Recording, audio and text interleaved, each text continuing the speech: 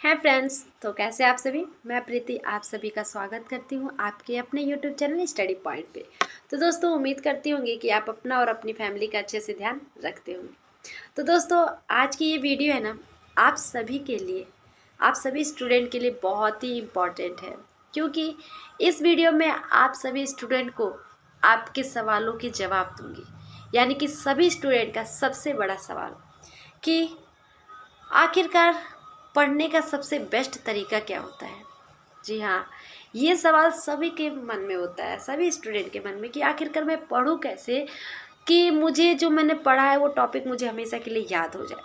तो आपकी आज तक बहुत सारी वीडियो देखी होगी जिसमें आपको इतना बताया तो ज़रूर गया होगा कि समझ के पढ़िए, समझ के पढ़िए, समझ के पढ़िए। लेकिन आज की इस वीडियो में मैं आपको बताऊंगी कि आखिरकार समझकर भी पढ़ना है, लेकिन कैसे कैसे समझकर पढ़ना है। तो दोस्तों, आज की इस वीडियो में आपको यही बताना है कि आखिरकार किसी भी टॉपिक को कैसे पढ़ा जाता है ताकि वो हमेशा के लिए हमें याद रहे। तो ये जो होता है ना, इसमें दुनिया की सबसे बड़ी एक टेक्निक होती है, उस टेक्निक का यूज़ करेंगे हम। और मैं बताऊंगी दुनिया की ये जो सबसे बड़ी टेक्निक, तो one of the best technique मानी जाती है, यानी कि समझ के पढ़ने के लिए। तो इस वीडियो का आपका एक एक सेकेंड आपके लिए होने वाला है बहुत ही इम्पॉर्टेंट। तो अगर आपको वीडियो अच्छी लगेगी तो वीडियो को लाइक कीजिएगा, चैनल को सब्सक्राइब कीजिएगा। तो आइए डिस्कशन करते हैं कि समझ कर पढ़ना कैसे है। सबसे पहले हमको, यानी कि आपको, मुझे ये समझना होगा कि जिस टॉपिक को हमको पढ़ना है, पहले तो उस टॉपिक को याद किया जाता है या समझा जाता है। यानी कि सबसे पहला फ़र्क आपको ये पता होना चाहिए कि याद करने में और समझने में, दोनों में क्या फ़र्क है। तो दोस्तों, समझना और याद करना, दोनों में ज़मीन और आसमान का फ़र्क होता है। दोनों में ज़मीन और आसमान का फ़र्क होता है, लेकिन यही फ़र्क बहुत सारे स्टूडेंट को समझ नहीं आता है। आप किसी भी स्टूडेंट से पूछोगे कि आपने याद किया है कि समझ के पढ़ा है, तो वो स्टूडेंट का आंसर यही होगा, ज़्यादातर स्टूडेंट्स का, कि मैंने समझ के पढ़ा है। लेकिन वो खुद ही नहीं समझ पाता है कि मैंने समझ के पढ़ा है या मैंने याद किया उस टॉपिक को। ठीक है, तो आप तो सबसे पहले समझ लीजिए कि याद करने और समझने में क्या फ़र्क होता है। याद करना जो होता है ना, एक लिमिटेड टाइम तक होता है। आप किसी टॉपिक को याद कर रहे हो तो वो एक लिमिटेड टाइम तक होता है। लेकिन जब आप किसी टॉपिक को समझ कर पढ़ रहे हो ना, तो वो टॉपिक जो होता है परमानेंट होता है। यानी कि आप परमानेंट याद करना चाहते हो तो आप रटिए मत और ना ही उस टॉपिक के बारे में ज़्यादा सोचिए, आप बस उस टॉपिक को समझिए, तब जाकर आपको याद होगा। चलिए, आपको मैं अब टेक्निक बताती हूँ, जिस टेक्निक से आपको समझकर आसानी से याद कर सकते हो अपने टॉपिक को। तो उस टेक्निक का नाम होता है फैनमैन टेक्निक। फैनमैन टेक्निक, ठीक है। इस टेक्निक में सबसे पहला पॉइंट ये होता है कि आपको जो टॉपिक पढ़ना है, उस टॉपिक को पहले नोट डाउन कीजिए कि मुझे, हाँ, ये टॉपिक पढ़ना है, यानी कि समझना है। उसके बाद उस टॉपिक के रिलेटेड जितने भी चीज़ें हैं, टॉपिक, उसे यूट्यूब से, गूगल से, बुक से, उसके सारे छोटे छोटे नोट्स निचोड़ लीजिए, यानी कि उसको पढ़ लीजिए। जब अच्छे तरीके से आपने उसको पढ़ लिया, उसको समझ लिया, तो सेकंड स्टेप पे आते हैं।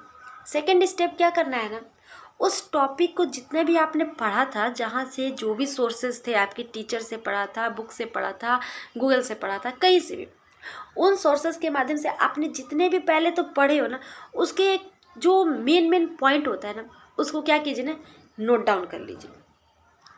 सेकेंड स्टेप में बताऊंगी कि सेकेंड स्टेप में क्या करना है। जब आपने पढ़ लिया पहला स्टेप में, तो सेकेंड स्टेप में आपने अब उस टॉपिक को बिना देखे आप उसको लिखिए, कहीं भी लिखिए, या तो व्हाइट बोर्ड पे लिखिए, नोटबुक पे लिखिए, कहीं भी लिखिए, और उसको देखिए अब कि आपने जो टॉपिक पढ़ा था, जो समझा था, क्या मैं उतना लिख पा रही हूँ या लिख पा रहा हूँ उससे रिलेटेड।